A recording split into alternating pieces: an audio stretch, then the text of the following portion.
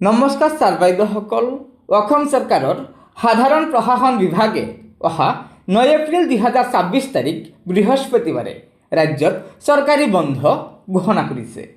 হয়, 2024 চনৰ অসম বিধানসভা নিৰ্বাচনৰ পৰিপ্ৰেক্ষিতত এই বন্ধ ঘোষণা কৰিছে অসম চৰকাৰে।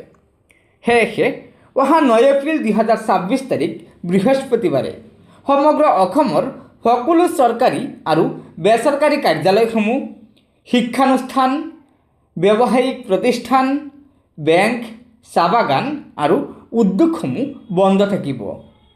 হয় ছাৰ বাইদেউসকল, আপোনালোকে নিশ্চয় জানিব পাৰিলে যে অসম বিধানসভা নিৰ্বাচন 2024ৰ বাবে অহা 9 এপ্ৰিল 2024 তাৰিখে অসম চৰকাৰৰ সাধাৰণ প্ৰশাসন বিভাগে চৰকাৰী বন্ধ ঘোষণা কৰিছে। গতিকে লগৰ বন্ধুবৰ্গক এই ভিডিঅ'টো শ্বেয়াৰ কৰি আজিৰ এই গুৰুত্বপূৰ্ণ খবৰটো জনাই দিব আৰু নতুনকৈ অহা ছাৰ বাইদেউসকলে অনুগ্ৰহ কৰি আমাৰ এই চেনেলটো ছাবস্ক্ৰাইব কৰি ল'ব। ধন্যবাদ। জয় আই অসম।